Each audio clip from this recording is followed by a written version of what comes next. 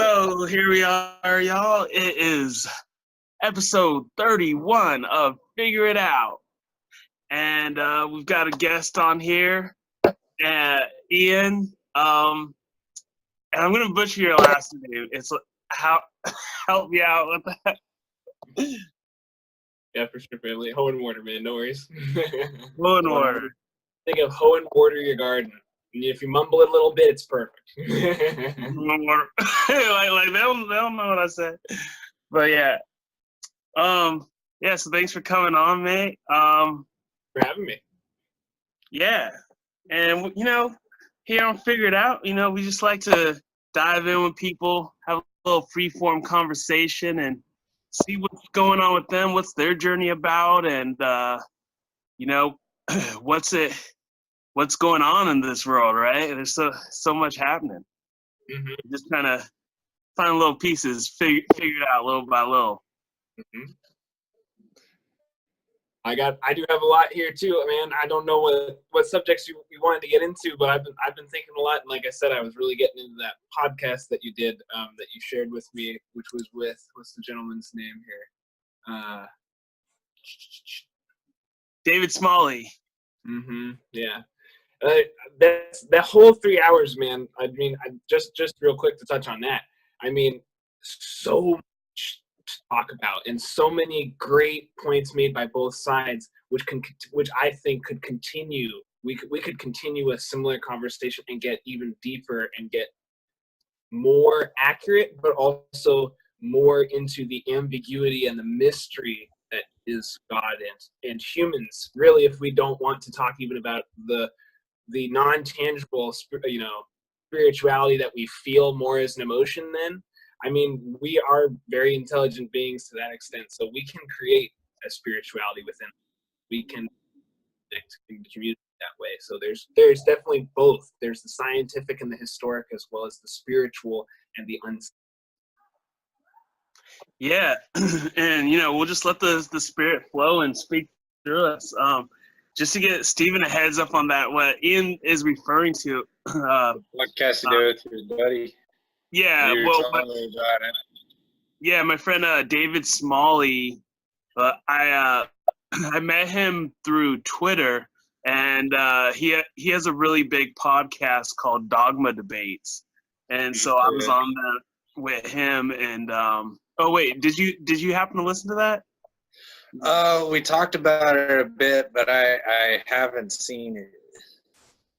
Okay. Yeah, we did like a 3-hour discussion. We touched a lot of the Bible. Like, we definitely a lot of the Pentateuch of the Torah, the first 5 books, and he'd kind of like jump back and forth with the Old and New Testament. So we hit on quite a lot. For sure. Yeah. Ian, did you happen to write down some notes from that conversation that you wanted to touch on? Oh yes, we got a whole bunch of them right here.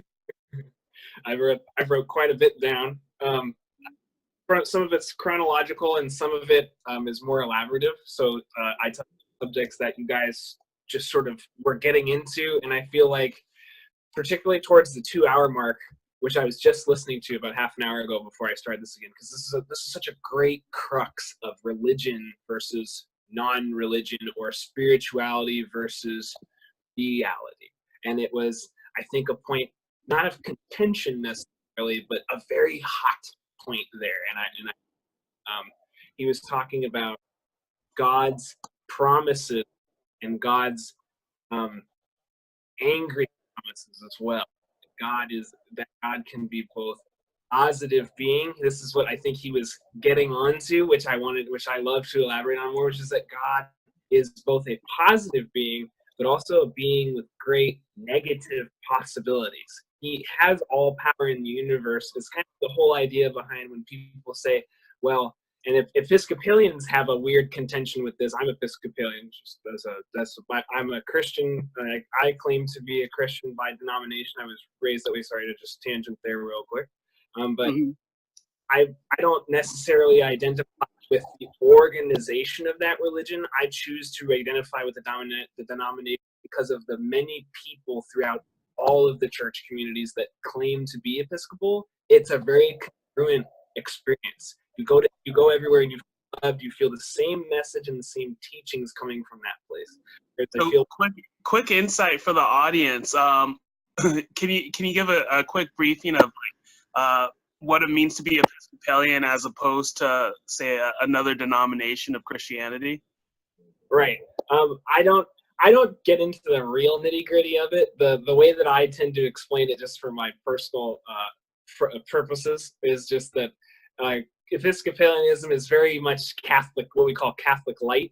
So a lot of what that's what we into. We follow a lot of the same traditions, but what we do very differently is we bring a lot of modern science and reason into the Bible, challenge apostolic succession in some ways, or this idea that apostolic succession is so absolute as the way the Catholics sort of pose it to be. And we don't get heavy into those rituals, although we do love to throw some smoke around. I think everybody loves the incense and that kind of thing. So we do, but not use the high mass or anything. So that's kind of the real hard difference, or at face value difference between the. As long as the incense isn't like on a Asherah pole or something, right? No, I like that though. I was brought up Catholic, but yeah, I like that they bring science into it too. That's an interesting aspect. Yeah, can you see getting into that, Stephen? Like I like how you call it like Catholic life. I can definitely see that with it. Like Catholicism, that's a bit too much, but Episcopalian, I can handle that. It's a nice, easy in between denomination, I think. Right. So yeah, that seems a little more palatable to me. I like that. Yeah. It's a very progressive take on a very traditional backstory. That's kind of how I think about it. Like, it's much more modern interpretation of this very old style understanding of the Bible, and that's also what I think we could get into a little bit more in this conversation today too. Yeah, because I want to touch on too before we go back to that. What is your guys' views on just that, essentially, because like what me and Smalley kind of went back and forth on is that like God is good. So my belief is that God is always good, and although he has that all-encompassing power to, be like, do these really bad things, but that still is a good thing, because that the reason he has to do that is for ultimate justice. So it's not like he wants to, like crush people, but like if people do really evil things, then he has to crush them, because that would be just. If someone goes and, murders millions of Jews, that it wouldn't be a just God if he just like lets, Hitler just waltz into heaven like unchallenged. Right. You know what I mean? Well, absolutely. I believe that this is explained in the Bible. It's across many statements and many texts. So in order to get the full context of what we talk about, unfortunately, for most folks, literally as plain and simple, even though it's not an easy task, to go and read the technology and everything, because to understand God's reasons for having made decisions at different times in history, in real human history, in history is combined with like you said, there are evils that humans commit. We are sinful beings. When he gave us free will, he essentially said, I turn the world over to you and forgive you of the sin which greatly angers me. It upsets me that you would stray from this path. Like a parent that cares deeply for their child, this is the relationship indeed. I don't want you to go off and hurt yourself. I want you to go out and build yourself up like a mount, and then I will seat you upon that mount and call you one of my own, an equal. God wants us essentially to reach a similar plane to him, which is the whole idea behind eventually we will, by going to heaven. We will pass away and our spirits will drift on into that ether as he proclaims. So in order for these sort of functions to work that way, God has to enact the tough love, if you will. And yes, perhaps God back in the day, like with the promise he made to Noah, I will never again flood the earth. It was horrible. God calls it in the Bible one of the greatest tragedies he's ever had to commit, because he basically admits to wiping out the majority of humanity because he thought it was not good. He decided at that point that we were going to perish. If he didn't destroy the evil part of us that would ultimately destroy all of us, then we would all be destroyed. And I was actually just having a good, basically, kind of a language arts conversation about that with a couple friends, and we're because he had brought up this point. He does the motor gospel sermons, and he was saying basically how, like, for instance, like the rainbow, right? That in the Bible that was used as like a symbol of God's promise to us, right? Whereas, and now in our culture, we have like where the rainbow, you see that it's used, for like being proud of LGBT, right? And so, I'd like to hear you guys' opinions on that, of like just like that cross distinction between cultures of like believers using a symbol versus can they like still use that symbol if it means something else in our culture, or that kind of cross relation of using symbols and what it means in different cultures. Well, it's just like the rainbow thing. That's just two different groups using the same symbol for to mean different things. I don't think they're in any way related. Other than that, they both use a rainbow. But for instance, say if a believer were to, be flying a rainbow flag, they're flying it to mean God's promise. But like, sure, but it would be misconstrued, right? In our culture that we're living in now. For sure, I see what you're saying. Yeah. Yeah, and then you gotta explain to everybody, like, no, this isn't LGBTQARST thing. This is really to symbolize something else, and you gotta explain that to everybody, but nobody's gonna understand or be on the same page as you. I could see how that could be an issue. Yeah, well, one of the analogies that my buddy used was what is it, like NASCAR and the other one, I think it was like F1, how they both have the red flag, but in one it means stop, whereas in the other one it means like caution and come to the pit. And he's saying like, well, if they're both using that red flag, like if we're all on the same like track, but like we got different cultural symbols, that's going to be a collision. Mm-hmm. Interesting point there. I kind of like the direct analogy there. Right. Yeah, and I think we're kind of like seeing that recently, like more and more so come to the forefront. Like the more the LGBT thing kind of like comes to the forefront, the more kind of like clashes you see between that and like traditions of Christianity, I guess you could say. Great. Well, I would have to agree with both of you in saying that it is both a problem, but something that can be done and is already done regardless. So it's always here, like with the interpretations of the Bible versus the real history we can carbon date with our tools and our science now, but also what theologians who have read the Bible and studied the harder texts and the real core history is like, all bothering to go to the Vatican and look at the archives there, and really trying to understand some of the books that were even taken out of the Bible to understand the context of the era. This is all important communication. We have to clarify. So I agree with two different symbols representing one singular ideology. You could set potentially, unfortunately, two different cultures on a collision course with each other because they get into the semantics of explaining the truer meaning that each one has over the object or the image or the idol or God, when it is really God that we do believe in. Like, for example, it's sort of the debate over, I would call this, you could take this to the Christianity versus Islam, where we call God and then God Allah, but then you also have the Jewish Yahweh, and there's all these different names for God. So who is God, and what do we call it? Does it have a gender? He calls himself Father, but he also, when he revealed himself to Moses through the burning bush, only referred to himself specifically, only referred to himself as I am. I am that I am.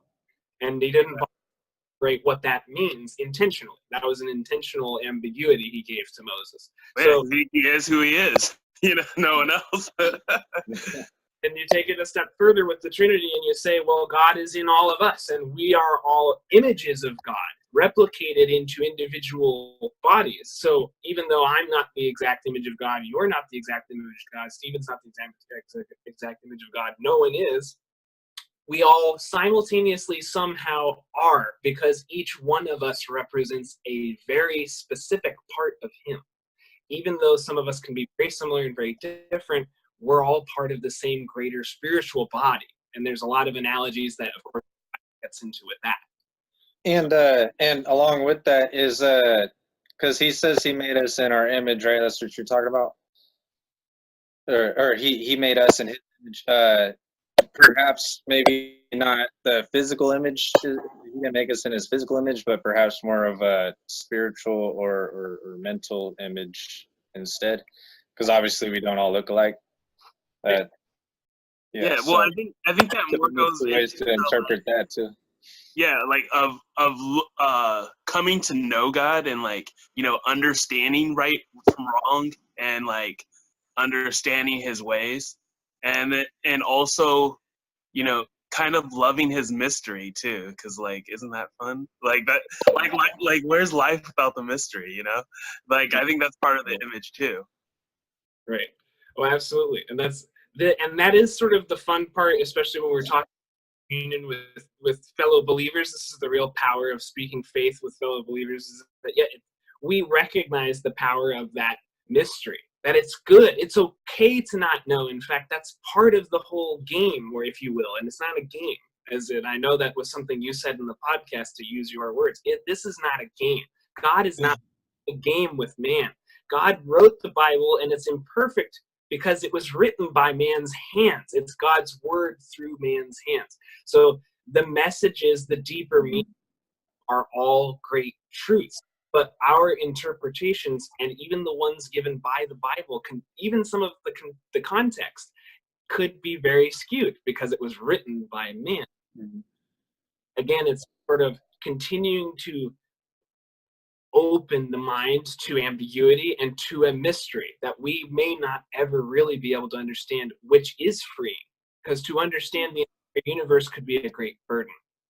Well, yeah, and that's one point. I don't know if I solidified enough with David, was how everyone looks, so non-believers kind of look at the Bible why would God do that, and why would that, and they're kind of trying to explain God through the Bible, whereas you gotta look no, but man wrote it, and the author writes himself into the work through man, and so it's really man's journey of coming to faith with God and everything. It's man going from really if you start from the beginning of the Bible, a really primitive and depraved state of just our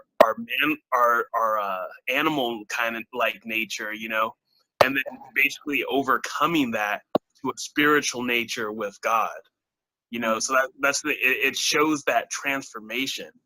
It's the Bible shows man's journey coming into God and what happens if we fall away from him, rather than here's the book, now we all just understand everything of God or something.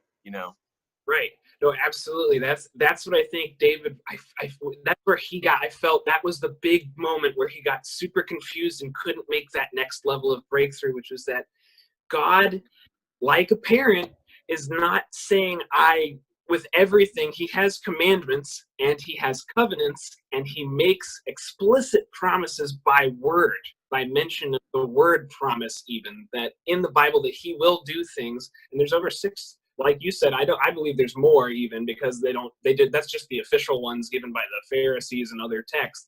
There's over or any of the other laws that aren't true of a Leviticus nature. And it all has to do with preserving humanity, saying, like, when he was getting it, the really harsh lines about if you defy me, if you disobey me, I will take your wife and she will be violated. Right. Mhm. That's the terminology literally used in the Bible. It's very powerful and honestly quite threatening. I can understand many people who read it, but again, it's context. What God, did the wife do wrong? he will do. Yeah, that was David's point too. He's like, dang, like you do something wrong and then the wife's gonna get raped. He's like that doesn't seem fair. Well, I'm teasing, but yeah. Oh, absolutely. That's a great point, because that's exactly what David was getting at. Yes. And what I think about that is that this is something that I want to be very humble here and admit that this is something that no matter how theologically advanced we get, no one will be able to speak to God. We don't have his answer. So, but I can only imagine. Well, Moses did. So Right. don't pull it out, because Moses spoke face to face with them.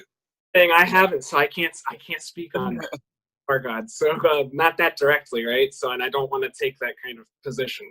But yeah. I mean, Moses had to go through a lot. yeah, spent 40 years in the desert to get that kind of experience. You know what I mean? So that's a harsh reality he had to face just to get there. So yeah, but it was, again, it's God is saying, if you run me, I cannot, like a parent, I cannot protect you. It's not that I will take your wife and rape her. It's a very evil, or strong, and necessarily evil analogy I think he's using there, which is to strike at the heart. He's saying, if you run from and you commit evil like this, greater evil befalls you, unimaginable evil. And then again, the human author using human examples to portray this impossible message of God, of how great the doom is when you choose to run away from your spirituality and from God. Right, exactly. And that's the part where I feel like our conversation got a little muddy, because I didn't do a good job of really,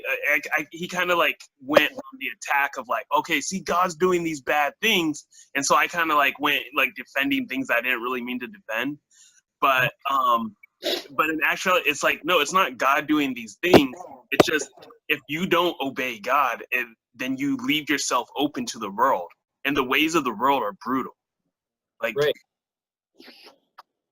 I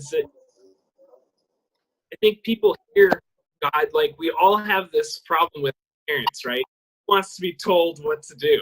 So when we hear these messages from God, it's the All-Father, right? So this is a really hard message for us to take, because it sounds commanding, like, you must obey me, you must do this, even though there's evidence to a lot of people that he exists. So why would I obey rules made up by someone who I don't even think exists? But that's the point again. It's more of a, I'm a Hamitic, even though I firstly identified, to tangent a little bit, I firstly Christian, I recognize the theologies of many different religions in the world, and another one that I draw heavily upon is Buddhism.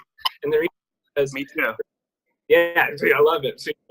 And Tibetan Buddhism and Chinese Buddhism, there's many different forms. I used to go to a Tibetan temple. Oh, really? Yeah. Nice. But yeah, go on with your point about that. I'm interested. Oh, you got me all. I was going to talk about Tibet there, but that's all right. Sorry. I love this type of topic and conversation. It was what was I saying? So Buddhism. The reason I think here we can take a lesson from Buddhism, actually, which is that it's the lesser lesson of moderation in one's life, but the greater lesson of the functionings of the universe and of God, which is balance and harmony. The Buddha went from living a lavish lifestyle to completely exiling himself from society and subsisting off of bugs and bark. And then finally, at the moment of near death, he collapsed essentially and said, I can't take it anymore, and was like you know, it's written very mystically, as all of these texts kind of are, but the idea is it was brought to a place of great, suddenly someone came upon their home and gave them food and brought them back to health and showed them a kindness they had not experienced before. And this became an enlightenment for them, which showed when we just live a life of not even servitude or owed servitude, but wanting to give that service, wanting to serve one another and serve, therefore, this greater idea, which we tend to position as a being into God, I think, again, taking a more atheistic approach to that explanation for those in the audience who aren't religious themselves, or don't have, or are religious but don't have a lot of this historical context. This is all part of the plan. Again, like what you said, Afia, it's sort of our job now. God gave us free will. He turned it over to man and said, I think you have it now. It's up to you. Regardless of whether you have it now, it's up to you. You have to make the decision to get to know me. If you want to know me, then I'm already here. I'm ready to love and to know you and to give you my kingdom on earth. But in order for you to receive it, you have to know me and know where I came from, what I've done, and all of these things I created and why. And then when you understand that, and if you love me for it still, then we can have this ultimate relationship, and that's what he wants for humans too. And that's describing a very much a real human relationship as much as this God. Yeah, well, because you know he takes on like all the different forms of love. You know, he loves us as like the parent, and there's like the brotherly love, and he loves us in all those different ways. And then you know with the whole corporate bride thing. But I was going to speak on that just in regards to how like admitting to him gives that, because you were talking about, you know, looking at it from it, you know, our ability to serve others. You know, I'm just on the Sabbath here, I went to see Dr. Lou Sterrett. He came. It was like this charity event thing, and he does. It's great because he rides a horse. He's a horse whisperer, and he does this sermon while he's like riding the horse, and he goes through the steps of like breaking the horse down and you know, taking the horse from being a wild horse to a good horse, you know, and it's great. He calls it Sermon on the Mount. Like, how clever, right? And but like one of the things that I remember he said that stuff to me is like, you know, we could either, you know, like when he was showing the difference of a good horse and you know a horse with a broken spirit, a wild horse, like, you know, like of their attitude to really not want to obey because they're still honoring themselves. And because we could either honor ourselves or we can honor our creator, right? And it's the same with like the relationship with the rider and the person breaking the horse. Like, you know, the horse could either, you know, accept its master and realize that it, you know, it's doing good for them and like gonna make them into a good horse, or they could, you know, remain broken and wild. Right. It's an interesting way to teach through analogy. Yeah, it was great. Like I hadn't seen anything like it. I didn't know that was like a thing until this week. Right. That's crazy. It's a pretty awesome way to do it, though. I agree. Analogy is very necessary, unfortunately, I think, for the Bible, and we all want the literal to be made, you know, to get rid of the mystery. But I think analogy is the key. Mm-hmm. There's a truth almost. Well, I mean, because it's better, because it's how we think too. Like I've always felt so much of our thought anyway is abstract, and like I can't stand people who could only like, you know, think like so literally, because the Bible encompasses all that, and like you know, Jesus even has like parables where he'll be like, you know, for those who can hear it, and like so a lot of people will look at those parables and will take them very literally, and it's like, yeah, it kind of means that, but he's also saying a lot more here. Like he's showing us glimpses of heaven, you know. And it's hard nowadays too, because like the Bible, like all those stories they take place a long time ago in a time that we don't really understand anymore. So we almost need those analogies in order for it to make sense in our generation, I feel. Yeah, exactly. Because like and the things that need to be literal, they are. Like the Ten Commandments are very it tell by Yeah, if you can't figure out the Ten Commandments, then yeah. Yeah, it's like thou shalt not murder. Like, okay, he's being literal here. So what's he really like trying to talking say? about taking the mustard seed and go out and plow. Those are stories. Like so like we can see the difference of where the metaphor is and where the literal is. Exactly. That's definitely a point of contention with me for people who are clearly going after the Bible solely to attack these kinds of I call them pedantic points, because Robert Downey Jr. in one of his interviews that he gave talking about his personal life said, I could sit here, for 2 hours and talk about that. You gave me such a vague, thing to work with that we could literally go on and on, but to what end? And that's exactly how I feel with those kinds of questions, is that we know better. We as humans we're debasing ourselves with getting too into the headspace of like, what does it really mean, when we have a deeper sense of that meaning already. We secretly know in our hearts what we're supposed to do. And even if we don't understand why we're supposed to do it, we know it's good. We know it's better to do it this than to go around murdering, stealing, being jealous, being anxious and negative towards other people. It's again, should we want to take it away from God and give it back to science purely and reason and humans, then this is a survival tactic. You really want to go around your whole life telling people, I don't feel love, I don't feel joy, I feel sad, I feel rage. Rather use those emotions with you and in this world than those emotions that seem much more positive and productive. So again, it's sort of a mystery of if God is real, and I of course believe he is real. By the way, there's a good point. The land of the people he chose in the Bible, what's the name of that country now? Israel. So little fun. I think God did that on purpose to be funny. I think it's hilarious. This is it. God is because the mystery is the better way to learn. If God just gave it to us outright, we'd probably defy him outright. We'd be like, okay, that's just the way it works. That sucks, Oh yeah, and he knew he would. That's why, right before Moses died, he gave him that song to, give the people.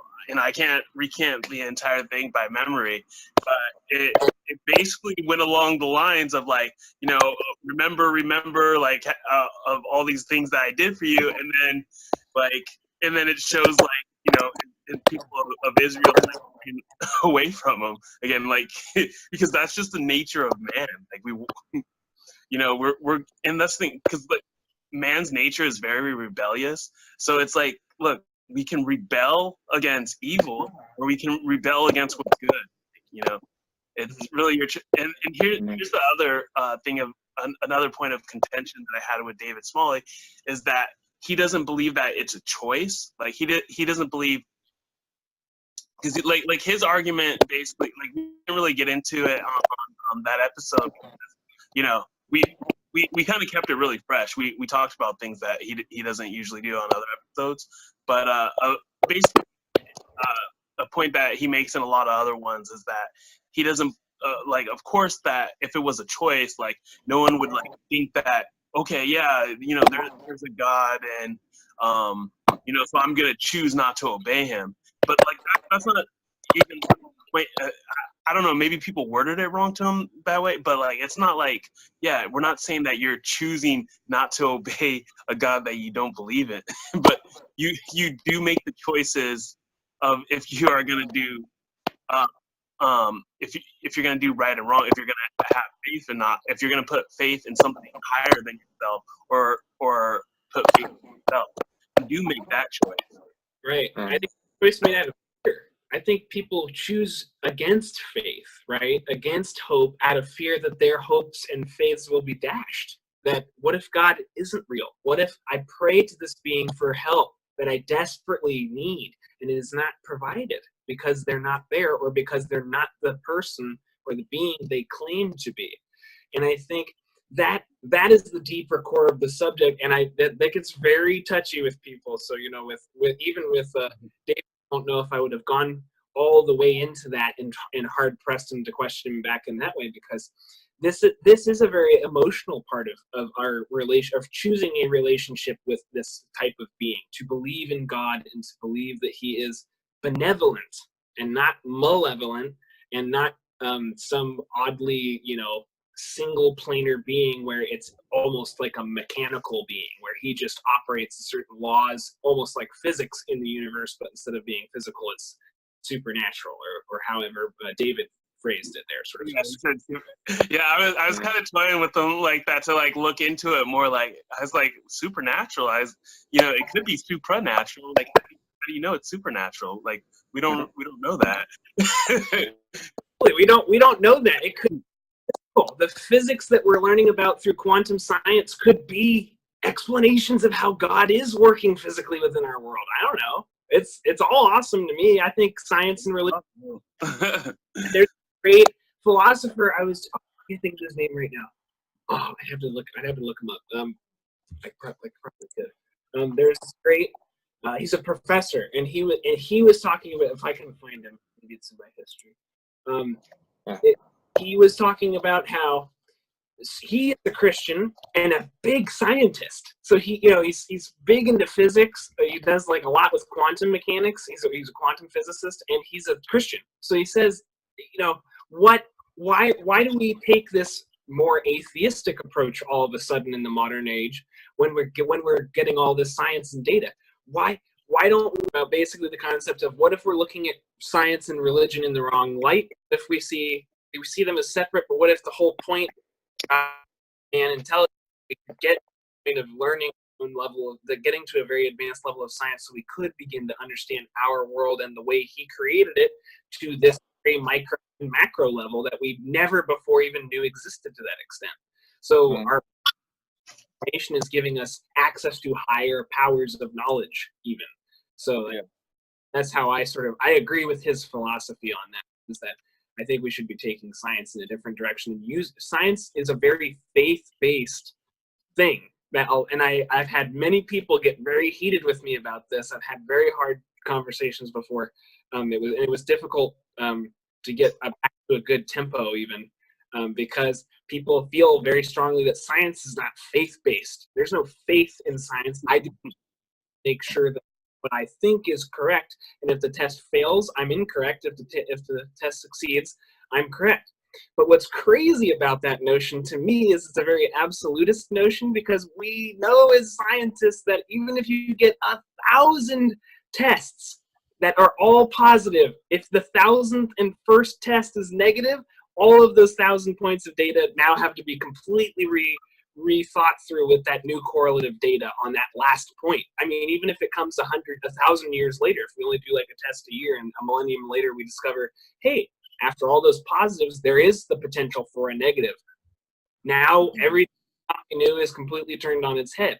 So when are we going to give ourselves the benefit of the doubt and also not give ourselves too much credit for the science we have created, because it does still only go so far, you know? Especially since so much is correlative studies, and like even the things that we think that we have down to like the very most precise thing, like you know, even Neil deGrasse Tyson and other renowned scientists have said that, like, you know, even gravity, which is like, you know, the most like fundamental concepts that we have of science is still, you know, in question. Like it's, you know, you're putting faith that what we know about gravity is to be true because we haven't disproven it. But just because we haven't disproven it, you know, like the absence of proof isn't the proof of it, you know, right? Absolutely right. So people heated because they say, well, there's no proof of God, right? But there's no disproof of God. There's no proof of gravity. There's no disproof of gravity, right? But there's no hard proof. The best explanation that the most masterful minds in the world have for it is that it is an interaction between space and time and objects within that space and that time. And when they interact with each other, and it's a matter of mass, which is a whole nother abstract concept, even though science tries very, very much so to explain this, and they do in great detail, and it is something we can measure within the field. But when we and these greater forces, heck, 100 years ago we thought gravity was the most powerful force on Earth, and on Earth it is, but electromagnetism and quantum physics and all these other things we've found now, which continue to completely blow everything we knew out of the water from before. We realize more and more there's so much more we don't know and have to keep learning. And I wonder if we won't eventually come across some higher level of enlightenment as a society where we do realize, yes, there is something greater than ourselves. There is a greater purpose to all of this, and even if there's not, we can create it here. And this base ground that we've laid already with religion, even organized religion from the past, even though it was used as a form of government, could be very corrupt and committed great evils in the name of God. Yes, all of this is true. Again, part of the plan, part of our growth, part of our own evolution, and God let it be free. So we've chosen these paths ultimately. We can't give all of the credit for the evils of the world to God when we're the ones committing them. Right, exactly. So lot to digest. Anyways, I know you wanted to say something, Stephen. I've often said, I believe even on this podcast, I said my faith is in science. That I don't believe religions are wrong. That's but like You're breaking up a little.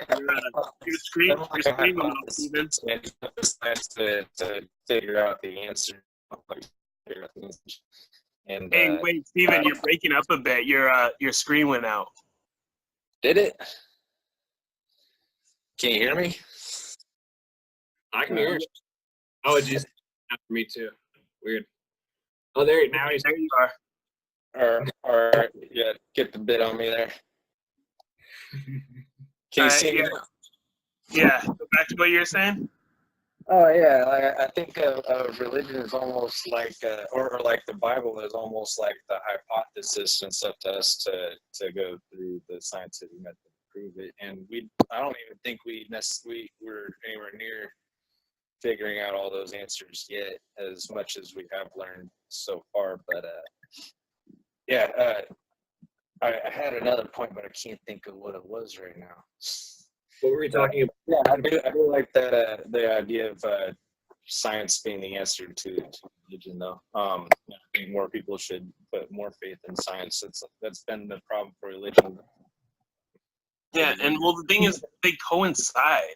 Is the funny thing? Like all the greatest like scientific leaps for, of course, yeah, like you can cite a few examples where there was some angry traditionalists or whatever that didn't want science to advance, but pretty much most of the scientific breakthroughs and throughout all of history were by Christian scientists, and and that people yeah, like all the big ones, and it's that thirst, of wanting to know the mystery, of wanting to figure out like how this and the other thing to it too is like the whole intricate design thing, because like this world is so ordered to the point that we have all this math and science that could figure things out. It's just that it doesn't. It's astronomically implausible that this would be something that just came to be out of nothing, because everything is so like perfectly like explainable to the point of science that like it has to be by an intricate design. Yes. Like because it would be like one in all the billions, billions of chances that it would be like that that we're on this earth, that we can breathe the oxygen, and that we can figure out all the inner workings of it with science. Right. Yeah. Greater error that even that we think we're so smart, or we think we know so much when we clearly don't. And it's like, well. Go ahead. Yeah, my analogy on that has always been like a puzzle. Trying to put a puzzle together, and what we know, I feel like, is like just the outline. We have the outline of the puzzle, and we're trying to fill in the middle of it. Most of it's empty still. Yo, I feel like that's a subtle hint at my past self, because even though it's totally not, I'm gonna be all like self-absorbed and pretend that it is. Because I actually had written this album like a while back called Two Geniuses Building Together an Invisible Puzzle. And I just had the outline for it. I never actually ended up making that album. So maybe I need to go back to that. That's an easy analogy though. I mean, yeah, as far as what you understand versus what you don't. But, Well, the picture doesn't become clear until you got all the pieces together, and we're nowhere near that yet. Right. We don't even know about ourselves yet, right? Like the psychologists will tell you we're just as in the dark on our own psychology as we're more in the dark even on that than we are on our physics. We still don't understand really as much as we All I know is that I know nothing. Right. And that's why it always cracks me up when someone like comes and like acts like they know me. I'm like, we're not friends. I don't you don't know me. 'Cause I don't even know myself. You know what I'm saying? But it's like, but then maybe they do. Maybe I'm just like really ditzy and like everyone else knows me like but me. And I'm just like, I was like, whoa, how'd you know that? But I don't know. Yeah, I think there's a human psychology there, which is that we are abstract unto ourselves and to our friends and family who know us well. We are much more predictable than we think, but we're all abstract. I mean, even if our friends and family get used to certain patterns, they can't ever possibly know the inner workings of our minds or our hearts, and nor us them. We love them, and we communicate through our language. How those our intelligence is all based, in fact, on our ability to communicate with each other and to convey what we think and what we feel. Mm-hmm. I think there's definitely a greater point to be made there about this search for inner fulfillment through communication with God. We want a communication with this higher being. Even atheists secretly, I think, long for an answer. They say, oh, I have the answer. There is no God, and I'm just choosing to believe that. Well, that's the thing. We all have to fulfill that spiritual need because we are we're fleshly and spiritual beings. And despite them wanting to deny that spiritual part, it still has to be filled somewhere. So instead of filling it with God, like that's what, like, it gets filled with other things. Like, then nature is their God, or, feminism, or, politics, or alcoholism. You know what I mean? You end up filling it with something. Well, the Greeks were all about that, right? You have the pantheon of gods back in those days, and back then, that was the most central culture on earth at the time. Around the Roman era. So and there was a huge amount of different cultures conglomerated into one, and that was the general consensus, which is very powerful, right? Like we can't discredit that we may have already discovered that great wisdom. And perhaps now in our modern hedonism, even though the Romans, you could argue, were pretty hedonistic with their many gods, we're doing the same thing. We're just copying the hedonism. We're kind of Roman light. Because like there's a point where like I was like getting really down about society. I'm like, oh man, like I was one of those like freaking like like let's just build a. I was living on like a hippie commune. It's like, yeah, man, we'll build our own society. And it's like, man, it's all New Babylon. But but the more I like thought about it, like, and got out of my own head and like really looked at things, I saw that like, yeah, we're just Rome light, dude. Like we're pretty like things are, there's some moral decay problems, right? But yeah, compared to like Caligula and shit, we could expedite. I mean, they were simpler people too. They didn't have all this stuff. But the internet never helped that. We could definitely expedite things with that, but yeah, if you use it right. We still got a ways to go before we're in complete moral decay. There's still hope, I don't know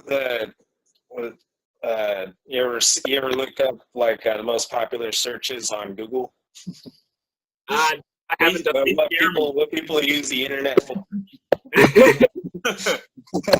Well, I thought it was all porn, right? Isn't that the That fills out the top 10 probably, yeah. Yeah, like if you look at like 90% of the internet, everyone's just like freaking whacking it. That's a scary thought. Except please not to these videos because that would like make me feel uncomfortable. I don't want to be like Me Too'd right now. That's great. Me too. No, yeah. If you watch a few of these, you see Stephen and I have a very dark sense of humor. So we like to throw like subtle jabs out there. It's like, wait, are they joking or are they being serious?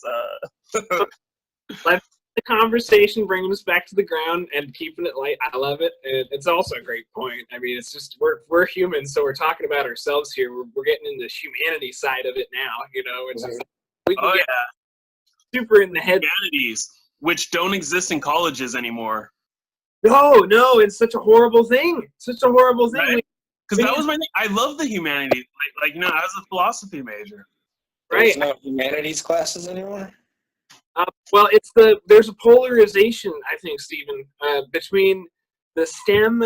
There's like this separation of philosophy that STEM has wants and has nothing to do with the humanities. When in reality, if you're a chemist or a pharmacist and you're going out there and you're making drugs that you're going to give to people that could affect their bodies and minds for generations, what do you mean there's no greater moral question? And that's, I think, what a kind of hot on, which is like, we need to be bridging the two. Again, it's kind of like, take the science and take the spirit, take the reason and take the emotion and combine them. Why are we separating these things when both are part of who we are? And we have proof now as we continue to experiment that combining them gives us better results, and I think gives us a better sense of who we are, instead of like, oh, I only do math. I only need to worry about numbers. No, you're a human being. You have a spirit. You need to tend to that. And you have what you do with those numbers affects the rest of us, right? For sure. Yeah, and I do think the universities are too compartmentalized like that. But and even just like from that sense of just them like stripping everything out of the humanities to where it's college is all indoctrination now, unless you're like an engineer or something. Yeah. And then even there, like they could like, granted, there's still going to be people who rise up and be genius engineers without the other aspects. It would be good if they had a whole holistic to the art of it. But in that sense, like even still, like we need, I don't know, like what, like for instance, what is your guys' opinions on workplace democratic like unions? Have you heard of that at all? I'm not sure what wobbly shop economics is. I heard of it. Basically, like workplace democracy, where instead of it all being down capitalism, like what one head hierarchical down. Rather, it's more like grassroots, and we build up, and it's that workforce, that specific workforce. Like, say there's a group of engineers, or there's a group of teachers. Like, then they hire their management up, within their base. Oh, interesting. I would have to say, now I know I didn't know that was the term for it, but I've actually given a lot of thought about this phenomenon that you just brought up, Afia, which is that I think corporations have done a great disservice to us. I think we like what you said. The problem becomes, we see a lot of startups now. We're seeing a lot of new startup companies with young minds in them who want this, and instead of hiring one of them, like they're already acting as a board. They're already acting as a collective board, saying, this is our collective vision. Let's all do individual things, but come together as a whole to make this one big great happen. The problem becomes when the company gets too big and money becomes the big issue for people within the company. So then the capitalist comes in and like, all right, boom, hierarchical again, you know. But like, it's like, why not? If you know, because if you keep it a workforce democracy, then like, you know, you're building up with your team's vision, you know, and it keeps coming like there'd be less animosity toward like management and the rich and that kind of thing, because, well, like, you all elected that person, you all decided as a collective, yo, he's the head honcho, he does great work, like, so he should be the one running us, you know. Right. Well, it's a very two-way street that way. It's a duality relationship like all are, which is that the leader elect, you have to have a leader elect even when you want a democratic society, because there's too many people. You'll get everybody will want to do their own thing at some point, and now we've lost all semblance of community and of collaboration. So we have sometimes, like you say, to elect this one or even several people in groups, even sometimes, like, we're getting a little political there, but that's just I want to keep this like, I just mean like strictly workforce democracy, like for this for like the sake of economics, but like as far as the like, I like the democratic republic like system that we have like in America. As for that system, I mean specifically, you know, isolated to workforce economic parts. all right. What's it? But as a whole, like, no, that should stay a republic. A democracy is terrible. Like, we're seeing instances of it recently, and it's really bad.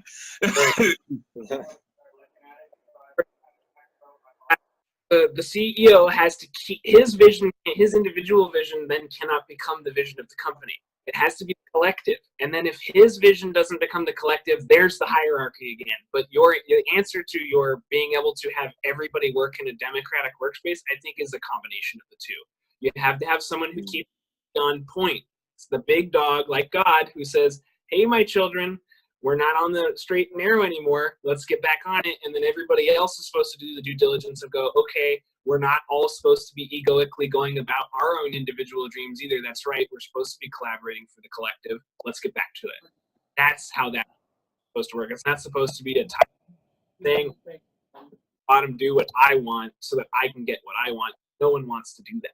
And that always fails. Industrialism, and even now we're seeing in our country here in the United States of America, how those attitudes are starting to crumble our values and crumble people's integrity, even in their work. They don't want to go work for corporations anymore because we don't feel valued by the corporations we work for anymore. They pay us money and not even enough to really survive, only to subsist now.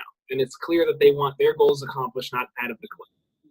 Yeah, no, and you're completely right in that it deteriorates the moral values.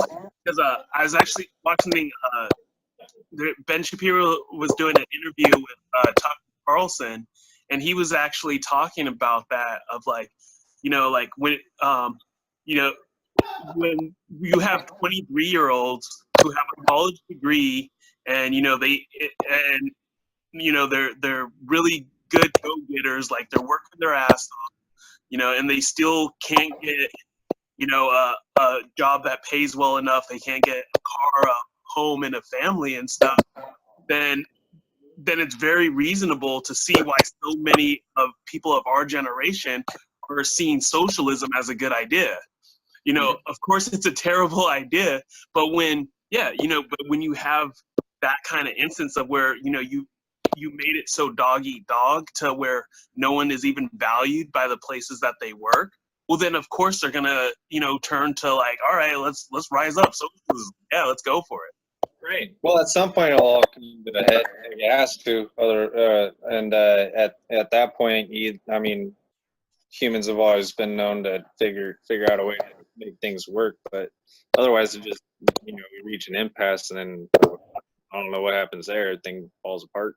But like, we got through industrialism, that was worse in my opinion, and we came up with a slightly better system, but this one's starting to fail, and then we just have to come up with something that works better.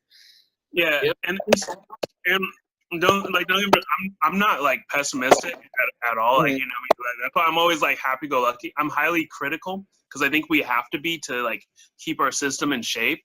Yes, But I'm actually very like optimistic about things because I feel like every time we do come to those impasses, that like human ingenuity is miraculous. Like I think like God just bestows grace upon people, and we come up with some new invention and we get our way out of it. From like the Industrial Revolution to new agriculture methods to like we always find a way to like move forward through things with technology advances, internet, the way we get energy now, nuclear energy, like it keeps making like things that like oh, how are we gonna get out of this? Everyone's screaming doom, doom, doom, and then like boom, then like we find a whole new way to like have clean nuclear energy. Like, you know what I mean?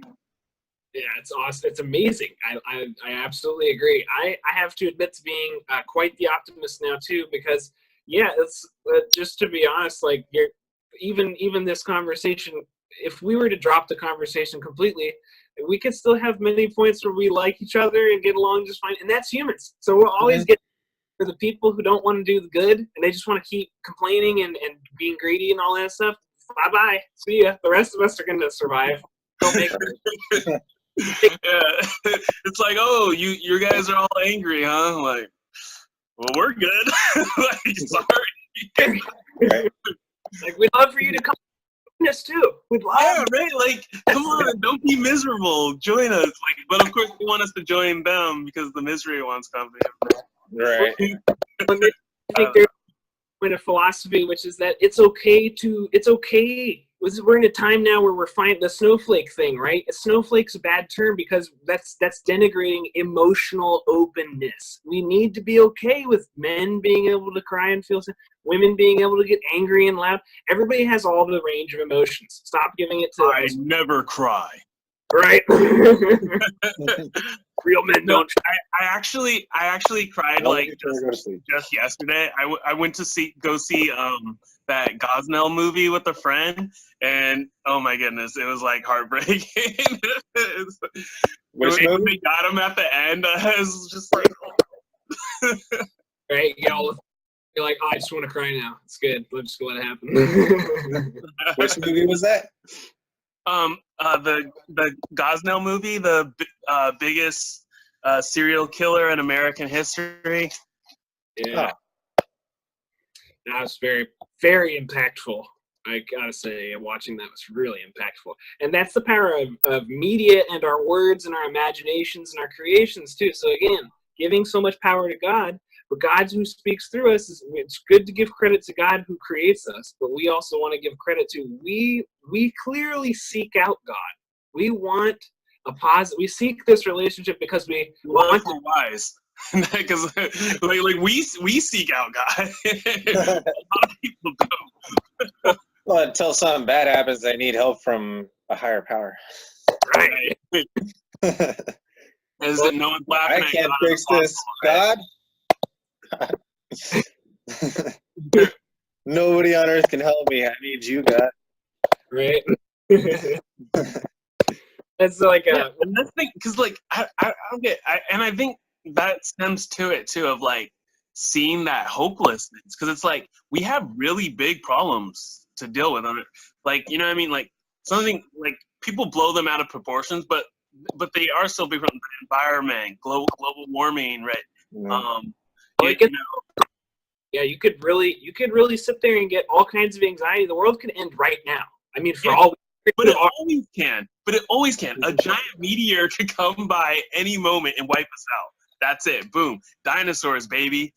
Yep. You know what I mean? Like they'll be digging up our fossils 60 million years from now. They'll become fine to fuel their cars. Yeah, no, it's like that's what I don't get all the like doom and gloom. Like when we could be wiped out any second,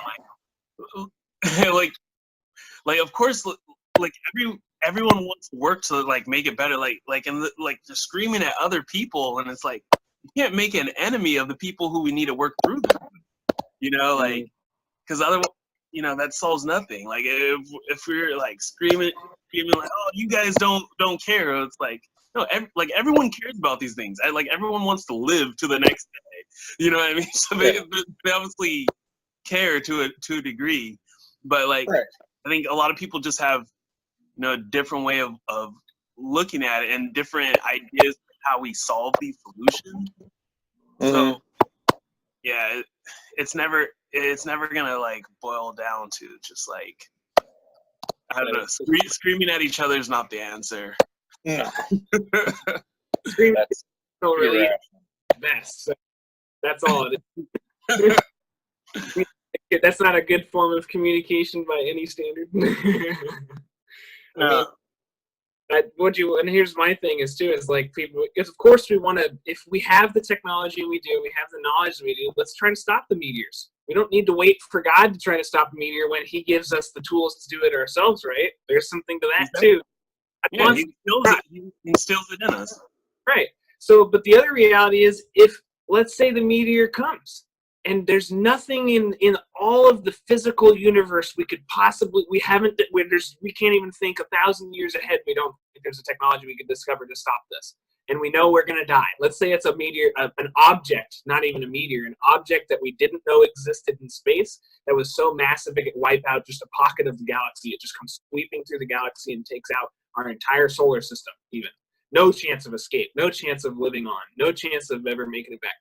Would you rather go out thinking we failed, or would you rather go out with that attitude of, we did everything we could, we lived a great, amazing life, even if it was horrible at times, it was great at times, we can attest to it that it was great at times too, and this is all we have. This is the testament to our existence, and now we go out quietly into the universe. And maybe... You're talking about Jesus' return, man. That's just he comes flash away. That's gonna be a parade, baby.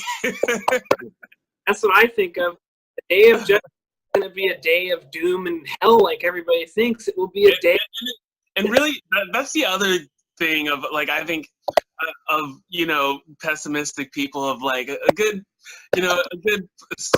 planning there of why you should come to Christ is that when apocalypse eventually does happen, like, you get to have a nice big parade with us. Like, come on, like, who doesn't want to parade with us on the ending day? Choirs and stuff, singing my heart out to God while the meteor's about to cleave into us. Isn't that a scary thought too? Is like like everybody wonders, did I do enough to make it? Was I a good enough person to get to go to heaven, or am I going to be doomed with all the other sinners? Yeah, right. and that's again, like, that's because putting the pride on themselves instead of giving it to God, because like, everyone wants to be so like, oh, I'm a fucking good person. It's like, no, there's no such thing. like no matter how good you're, like, either if you're doing it, like, you're doing it for some selfish motive, then, like, why are you, if there is no God and you're trying to be a good person, well, then it's because you're trying to exalt yourself as a good person. So even that is a really, like, selfish, prideful, like perspective. So like if you're just doing good to serve others because they're one in yourself, then you know what I mean, because then you're doing it for Christ.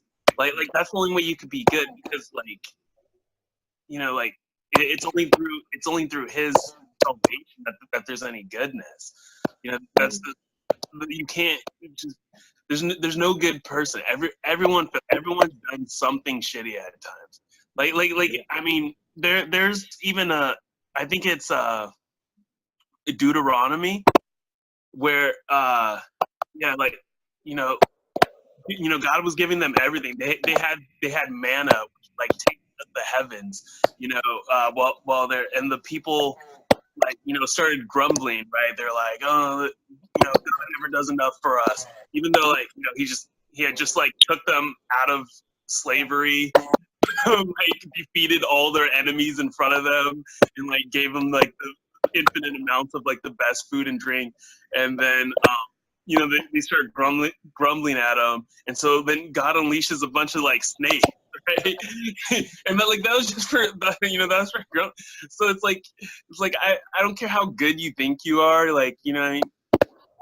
Yeah, the spoiled child concept, the spoiled child complex. Hey, Ian, can you hear us? Oh yeah, I can hear you. I thought Steven was trying to say something. Oh no, yeah, you skipped out a bit and we didn't hear that last thing you said. Oh, what? Where did I skip out? I'm sorry. The very beginning of the last thing you said. I couldn't tell you. Oh well, we'll cut it to the next subject.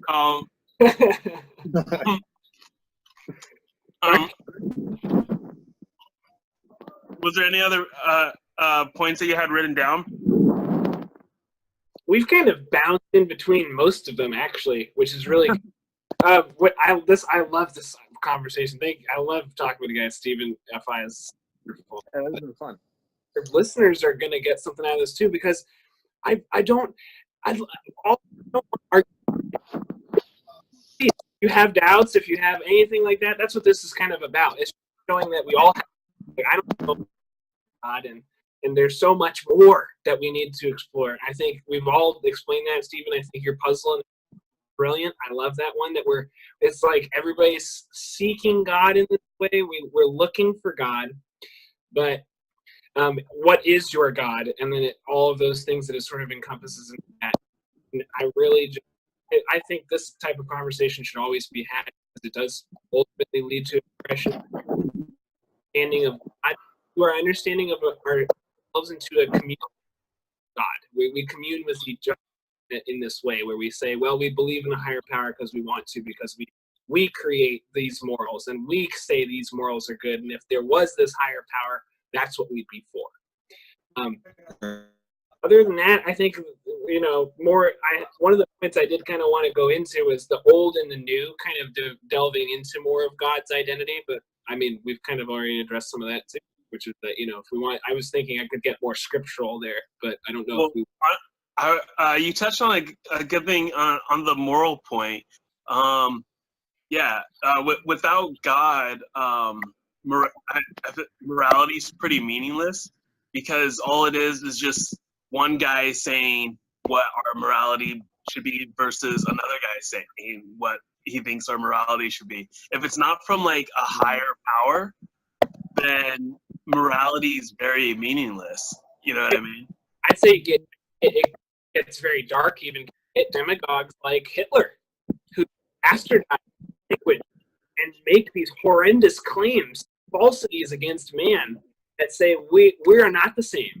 We need this. This is the fallacy that God is even an idea, which to me is inherent. Not that deny that God exists is inherently evil, but to use such a powerful motivating statement like that to do great separational evil within humanity. It doesn't matter what context or what tool he was using. He happened to pick religion, but that's why religion, I think, is necessary to exist, because like you say, we have to explain this morality to a higher degree. Otherwise, these people just come in and say, well, I have an idea of what higher morality is, and then they get people to follow them, and all of a sudden we're destroying ourselves. Isn't that kind of what all these extremists do too? Like in any religion, every religion has extremists. Well, I shouldn't say every, but a lot of them do, and it's more of like another person's interpretation of what everybody else is reading. They find a way to turn into something maybe not necessarily evil, but definitely twisted from what it was supposed to be, and make it into a reason to do bad instead of a reason to do good. Well, yeah, and that's one of the greatest things about following Christ too. I feel like where a lot of people will have this like relativist thing about religion, where they're like, oh, it's all just like being a good person, man. And it's like, no, it's not. Religion's very different. There's fundamental differences to the concepts of each, and the thing is, where as one religion may be like, oh yeah, go and like be good, like basically like that's why I like drawing also like from Buddhism, because like, you know, it's pretty neutral. It's just like, yeah, here's a few good philosophies. It has that like, all right, here's some philosophies that you can be good, right? But with Christ is the only one, you know, that actually like fights evil. You know, it looks at things and it's like, this is good, this is evil, and like, you know, if you disobey that if you disobey me, then those are the evil. Like it's either of me, which is good, or it's not.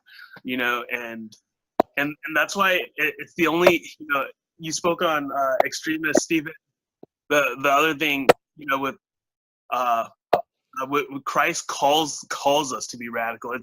That's the other thing I love about it, is like it's not like where you can like kind of like pussyfoot about it, where you know like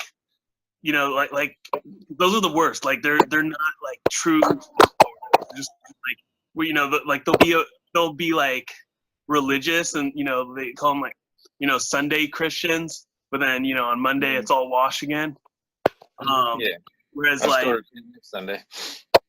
Yeah, like whereas, you know, it's actually about a relationship, you know, because what Jesus says is that he calls us to die to ourselves to take up him every day. Like that's insane by any other religion's matter. It's like no, kill yourself. Like you're no more. You're nothing. Like me, like I'm it. And like you have to take on my way, or you don't love me. Like that's the most radical thing. Like, and so that I always say, you know, like the only revolution, you know, the only revolution that can save us is Christ's revolution. You know, and whereas like, you know, you have like, you know, radical Islam, or like, radical of anything else, you know. But I mean, listen, Radical Christians too. Oh yes. Oh yeah. But like a true a radical like follower of Christ you would be, you know, following his ways, to not to, you know, follow his commandment. It's you know, the ultimate form of radicalness, of, you know, dying to yourself and then taking up that cross. And that cross, it, you know, it comes at a cost. Well, that is radical, but that's no.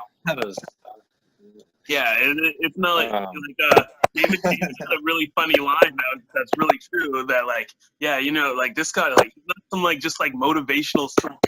Like people like, oh yeah, just do good things and like we're all gonna be peachy. It's like no, like this comes at a cost. Like you have to fight for it to be one of mine. Jesus is actually far more a realist than a lot of people give him credit for. He was giving them real hard messages back in the day when he was alive, going around and giving his teachings in real time, let alone all those teachings we get in the Bible, which give far greater context and detail and depth than Jesus' own words. Yeah, that's how you know it's the real thing too, because like whereas the other ones it's just like all like fake things. Like, oh, like yeah, like we can all like be God.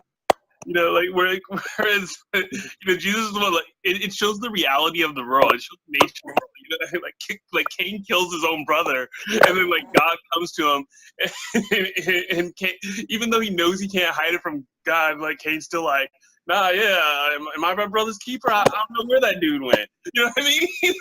like that was feisty. Right. Well, it's a great point to be made, I think, in that humans, again, not only are we imperfect and we have a sinful nature, but it's more than that. It's, again, that we have something to look forward to. We have something to work towards, like what Jesus said. Again, I think it's not a literalism. I think it's an analogy, because Jesus, again, like the Bible and like God loves to do and use analogies to mess with people's heads. He's going for the shock factor, which is that, you know, you must die. You must die every day unto me. What does that mean? It means you have to wake up every day and be so serious that you're going to go out there and be that positive and help people and not cut them down and talk about the future in a great way and imagine and invent and work hard. that's all a lot of energy. That takes a lot of discipline. That takes a lot of like looking out from yourself and going, you know what, I'm not going to just do all the things I want to do today, like sleep around and eat bad food or not go to work or anything like that, you know. And it's discipline. It's a discipline. Religion is a discipline. That's what people get. Yeah, and the other thing, and which is a great thing, because like a lot of people want to be like, oh, we're free. That means we can do whatever we want. And it's like, yeah, but like true freedom comes through discipline and boundaries. Like that's what gives freedom. Like, because like it's not like God wasn't just like, you know, like putting like arbitrary rules like, well, don't do this because I say so. Like, no, like it's protection. You know what I mean? Like it's like, yeah, you know, if you commit adultery, some bad shit's gonna go down. You know? Exactly. You go cheat on another man with his wife. That's going to anger him to the point of like moral inability. You know what I mean? Like, to bring that upon yourself, don't do it. It is a great evil to betray other humans to such an extent. That's the lesson analogy. Like, it's like, yeah, he's like, he's looking out for you. It's like, yeah, I mean, you could go do these things, but like, look, like my way is the best way. He wrote the rules. He knows. Yeah. Well, just the rules he wrote. He's not giving us too many. Jesus had to simplify it even more because people tried to take the Big Ten and make it more than it was. Jesus just said, if you fall, like, I love that you with David too, which he totally went over his head. I noticed in the conversation. Jesus gave a direct command. If you're going to be so analytical word by word, then take the literal ones for what they are. Don't try to skew those when they are literal. Jesus said, the greatest commandment is this: to love thy neighbor as thyself and as thy Lord God. By this commandment you will follow all the rest, and there is no greater commandment than this. Yeah. In other words, Stephen and I talk about that a lot. I was just like, yeah, like, you know, like, because if if you don't put yourself above someone, if you just love them and treat them like you want to be treated, you know what I mean, you're gonna do right by them. Like, if you just think of it, like, oh, you know, I don't want someone to kill me. I don't want someone to be killed from me. You know what I mean? So I probably shouldn't do that to other people too. You know. I mean, it's even more than just treating others the way you want to be treated, though. Like, you're trying to do better for them than you do for yourself is almost what that sounds like. Yeah, exactly. You want to give more to them to show that you have that capacity to love, but also that you have that capacity and that desire to be loved in that same way. This is your desire. Again, it's a form of very deep communication. By me giving to someone else and satisfying, fulfilling their desires of their hearts, of their spirit, they can see that I too have desires and needs that are to be fulfilled, and perhaps through my kindness they will return that kindness. But the trick is to not go into it with the malice in your heart of I need it to be returned on condition. Yeah, no expectations in return. Exactly. People like forgot like the idea of like a favor, of just doing something to someone out of the kindness of your heart without expecting anything in return. Like, it's all about me now, you know? Yeah. You go and do something and then you get mad at them for not returning the favor in some way. It's like, remember I did this for you? You're an asshole. I'm an asshole for expecting something in return. All right, because now it's not a favor. Right? Now you the hidden condition. It wasn't a favor. It was a condition. It was a deal, essentially, a hidden deal. I'm trying to get something out of you, and you did it to me. So now they're water. Yeah. That's me putting you in my pocket in a way. Yeah. Oh my gosh, and that's the worst. Like, you ever had that happen? Like, because I'd rather someone just kick me in the dirt and like then do something for me and then hold it over my head. Like, oh, like you didn't remember that time I helped you out? It's like, oh, you weren't really helping me then. You were just you putting yourself above me. It was a selfish move in the end. It's like, yeah, you got me. Like, what the heck? That wasn't a favor at all. very mean-spirited, at least, yeah. So yeah, it's. I think that this all boils down to, and I don't know. I know we're trying to wrap this one up with this third clip here, but this all kind of boils down into what we need to understand is that in our search for God, what we're also, regardless of whether they're at the end of the road, there is God or there is not God. This is a deeper analogy unto ourselves for a greater search for self-fulfillment and purpose as a species, as a collective mind, and as a collective body. We all know that we can't survive without each other. If there was one human being on this whole planet, they would have died in their first year being, like, first 10 minutes of being born or something. So there's no way we can do it without each other. So we know we have to strive for this higher purpose. And I think that even though I understand that there's a lot of conniptions with organized religion and the difference between being religious and being in a religion and being faithful or spiritual. Yeah, and being in a relationship. Yeah, and being right. There's all these ways we can explain, and circling all the way back to the earlier conversation about how different cultural symbols being used to describe the same goal or being. This is the same thing. We have to understand that when we speak in tongues, that is all it is. We're not speaking to deceive. We're from a place of arrogance all the time. Often it's just from pure ignorance. We just don't know how to communicate with each other properly to get that right point across. But if we try through Jesus's teachings, that's why Christianity is such a wonderful religion, why it's so big in the world, even though Buddhism does exist, Taoism does exist, Islam does exist, and Islam's very big too, because it's very similar to Christianity despite our contentions, which is that we just need to love. The greatest gift to man is knowledge and knowledge of love. Everything that the evil people of this world have done from the beginning of man's intelligence is to try to strip us of knowledge and strip us of communicating with each other this love. Or to give false knowledge, because there's a big difference between God's knowledge and worldly knowledge, right?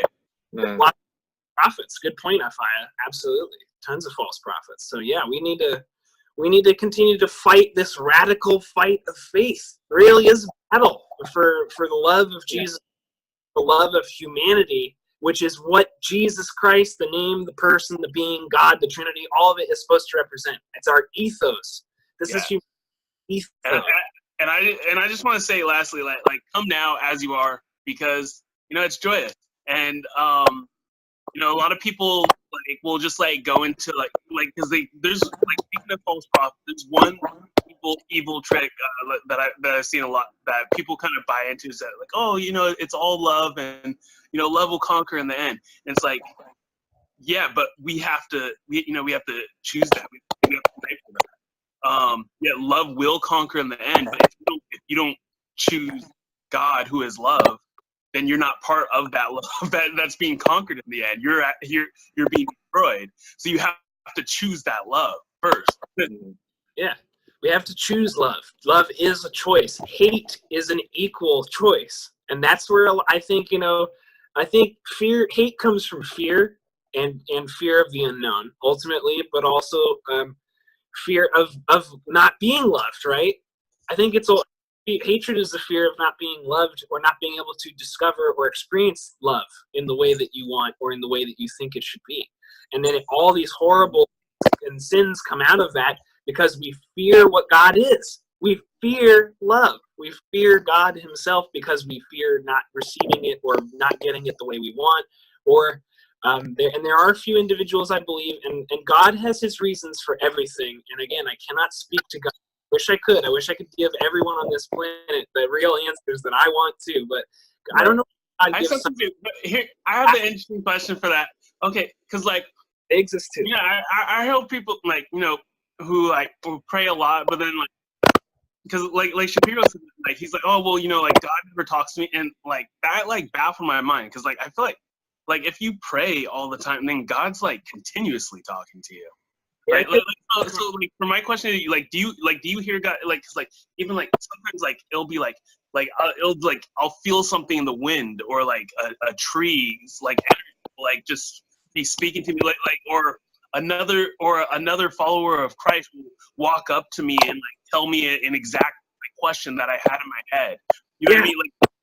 Like God will speak to me like in little ways like that all the time. And you know, granted, I don't always listen. Sometimes I'm an idiotic human and I do foolish things. But like, you know, and the more I don't listen, right, then the harder it gets to hear. But then the more I walk with Him, the louder that voice gets again. That's and right. so, like, my question is to you is like, when you pray, like, do you hear God? Like, not necessarily like His voice, like speaking to you like a crazy person or something, but like just like how I mentioned in different ways. How do you know they're crazy? Well, no, because there are crazy people who are like, yeah, I heard you. You know, there are. Yeah, we got a bunch of people talking to God, and they're all in insane asylum. Yeah, so like, we're giving them a bunch. Try to harp on that point, like, oh, like you talk to God, that's crazy. But like, no, like when you have a relationship with God, though, I feel like yes, you're talking to Him. I can do right. Necessarily speak like humans do, or even like think like us, but like, right. Yeah. Do you guys like hear that kind of thing when you pray? Yes, Stephen. I don't know. I'm not sure. There's been plenty of times where I got like weird signs like that, or like you know, something that was bugging me. You know, some random person came up and just gave me the answer, or helped me find the answer, or something like that. But I couldn't say where or what caused that to happen, or if it was just coincidence. So I don't know that I've ever had that experience or not. Right. But it's fun to think about. Oh, absolutely. I think for me, this is I think this is a great positive note to actually be kind of concluding on too, which is that this is the real evidence of God is communion with each other, because we can speak to experiences like this that cannot even be explained as simple coincidence, because it's like Gafia was talking about earlier. Some things in this universe simply had to have been fabricated by delicate hands, because there's no way the fragility of it all, with considering the chaotic nature of the most of the universe, how this has come to be so finitely. But I think I've had experiences where I've been in danger. My life has been in danger, my health, psychological or physical, and my integrity, even unto myself. I felt like there were moments in my life where I was slipping, like I was losing semblance of reality or of who I was, and I was getting very anxious and panicked, and sought for meaning, sought for an answer to myself. And in those moments, I found myself asking, not even always directly to God, because I have my doubts. As a Christian, I have to admit, I have moments of great doubt. Challenge God and say, are you there? Do you really care? I feel so alone right now. I feel so trapped. But God does answer, and always in such an amazing way you cannot expect, and that's what proves it's Him, because it comes in the perfect way. It's so specific, like you say, the exact question you're wondering about in your head, and someone just happens to walk up and give it to you as if they were reading mind. And that's what I've had a moment where I was starving in college. I was broke. I was working a part-time job, and I had to pay my own bills because my parents really came down on hard financial times. It was my sophomore year, and I had no money for food for 3 days. I wasn't going to eat for 3 days because I had just run out of everything I'd eaten, everything I had left in my apartment, and I had no money to my name. I paid the bills, and I was sitting. I had to work like a 12-hour shift, like the first day. So I was going to start 3-day fasting with completely burning any energy I would have already left. Right. I remember sitting down behind one of the buildings at the university and starting to weep because I was in so much pain. My stomach hurt so bad, and I'd lost all my energy already, and I was only halfway through the shift. And I was thinking, there's no way I'm going to make it. And I started to think, well, I have to go to the food bank. You know, I've never had to go to the food bank before in my life to get food. This is so hard and so sad. At least I have a food bank, and I was grateful for things like that. But it was more, I prayed to God. I cried out and said, God, I'm in so much pain, and I don't believe even that I deserve your help, because it's true. If I had managed my finances better, maybe, or if I had just not eaten as much this week, I might have had a little bit more to subsist off of. But please, God, please, I would take anything, even an apple. I would take an apple, and if just to eat, just to take the pain away. I was in tears. I was pleading with God, and I know that we don't need to plead with God, but I was that broken in that moment. And I remember working the rest of the shift and finding the strength to do it, and keep going. I remember being very weak and going back to the office to return at the end of my shift to check in with my superiors. And nobody was there except for one lead. And I walked in, and he could tell I was pretty emaciated. And he said, Ian, are you okay? And I said, I'm going home, and I'm just going to, I was still pretty teary even at that point because I was so out of it. And he noticed, of course. Said, I'm just going to go home and try to sleep this off because I'm going to be hungry tonight. And he said, oh, well, everybody brought all this food in today because of some weird event. Like, it wasn't even part of the department I was working for. It was something else that I didn't even know the university was doing something like this or whatever. It was completely independent. They said, they brought all this food and didn't eat any of it. We've got like $100 worth of food that we need to get rid of. We're just going to throw it away now. Do you want it? And I went home more food than I could carry. I ate. Well, I did. For a week. I didn't think I didn't even need to go to the grocery store after I got my next paycheck because I had enough food to live off of for a while. So it's moments like that. Why did that happen at that exact time? I mean, any day of the week, like, it was a random day to me. There was no holiday. There was no special event going on. I was not expecting that at all. Nobody was even there. I would have completely missed the food if the lead hadn't even been there to show me the food was there. And it all happened at the exact same time. And you could say, well, you were sad because you were hungry, so obviously you couldn't hide that you were sad. He saw that, and that's how all those events led together. It doesn't really work that way. He could have had the complete choice to say, oh, that sucks, Ian. Well, I guess you're just going to be hungry tonight. See you tomorrow or whatever. And not even mention the food. It could have slipped his mind, and it wouldn't have been intentional. It was misleading me. Or not even notice that that you were like crying because you were hungry. He could have thought like whatever, like your girlfriend dumped you. This guy can't even handle his first shift. Right. Yeah. He's done. But like the fact that he knew, yeah, that's the and that's an important thing too, of like, just being grateful for those blessings of when and taking notice of them, because because a person with a hardened heart will look for ways to not find God. They'll be like, oh, well, Look how lucky I am because this happened. Yeah, exactly. Yeah. And then but then they're still miserable, right? Because then they say, well, lucky me, but it's not, I would still be starving right now. This is just chance that it happened. What a depressing way to look at it. Why not give the credit to the universe and believe that you might be cared for by some part of it? Or that, amazingly, even if there's no sentience to it, there are these wonderful mechanisms that somehow exist. These that we understand. We can get what we need just by wishing it almost into existence. Or and that's the flow. Right. Because and that's the thing too. Because like when we harden our hearts and don't accept those blessings, well then why are we gonna keep when we turn away from God, like God turns away from us, but He's like still there, but just kind of like he's further away. Like when we're close to Him, we can just be like, hey, God, I'm walking in you. I need a blessing here, and like we can't test Him, but like we're walking. Like, he then we receive those blessings. Whereas like if we turn away from Him, and then like oh why aren't I being blessed? Well, because you keep turning away from God, and your heart's getting harder and harder and more distant and more distant. Right. Good to us. He longs to be in communion with us and to give us those desires of our heart. So it's not a test when we ask Him. It's a joy gift for Him. So that's the that's the thing.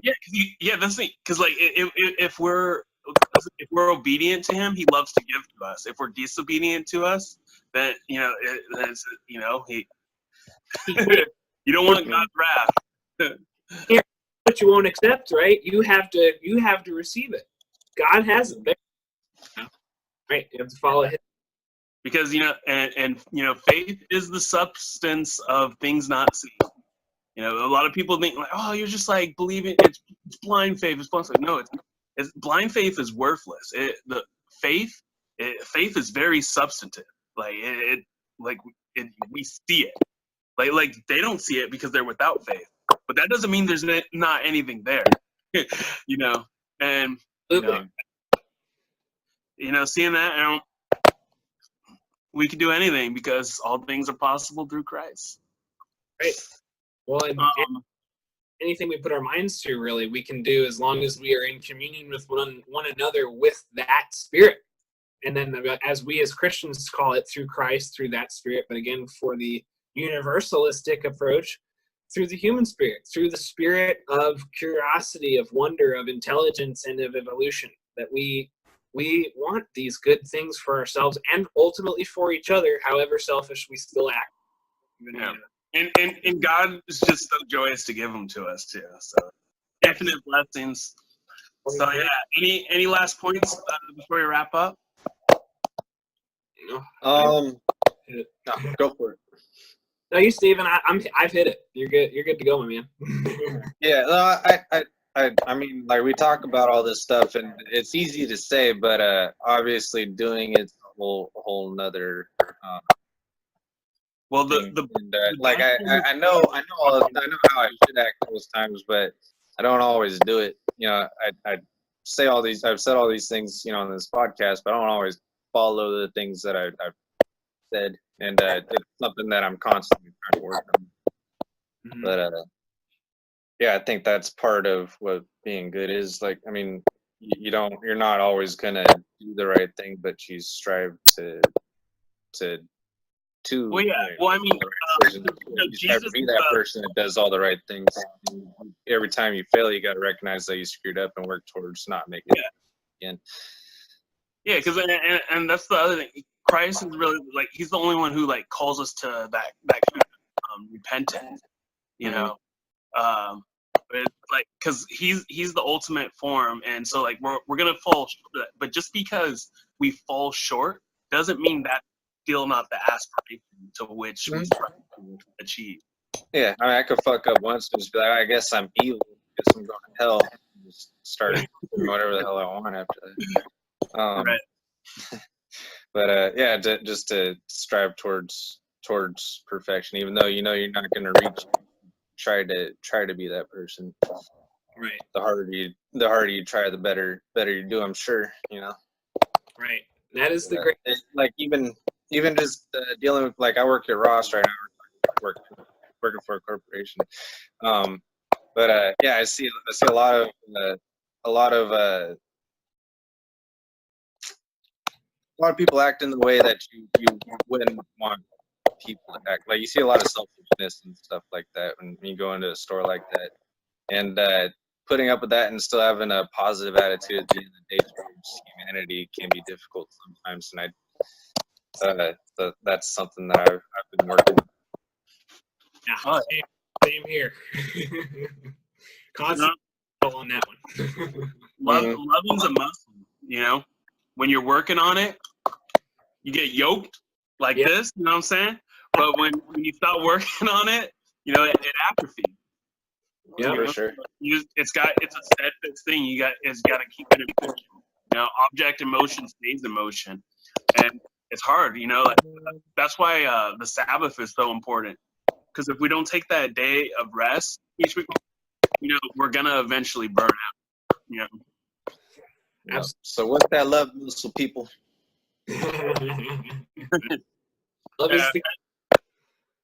And as we say every week, guys, people listening, make sure to download Charity Miles, so that while you're moving, you get points that are donated to charity.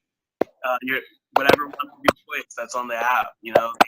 Wounded Warriors, Saints, Autism Speaks, a lot of great organizations.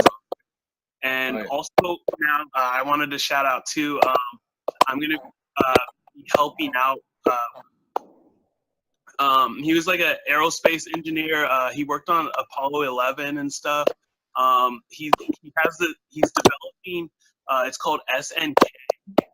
It's called Stop Not Kill.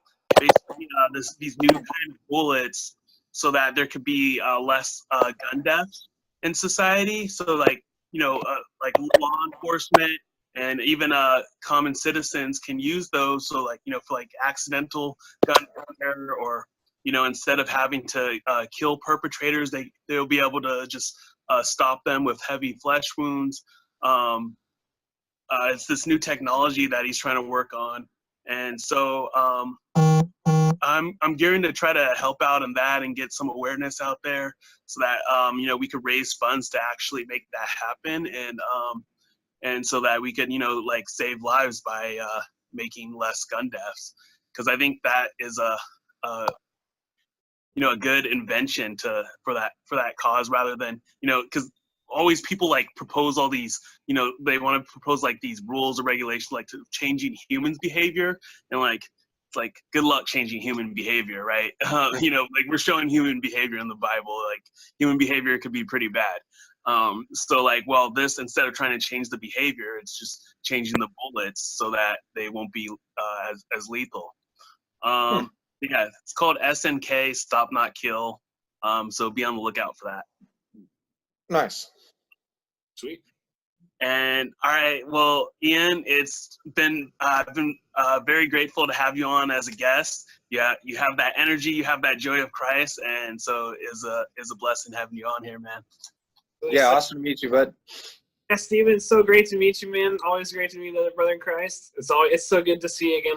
We haven't talked in a while, like face to face. So it's good to see you, man. Yeah, you always have such a wonderful spirit. It's just so wonderful being here and to have been able to share some of those parts of my heart and my spirit too, and of my experience with Christ. So, yeah, thank you so much for having me.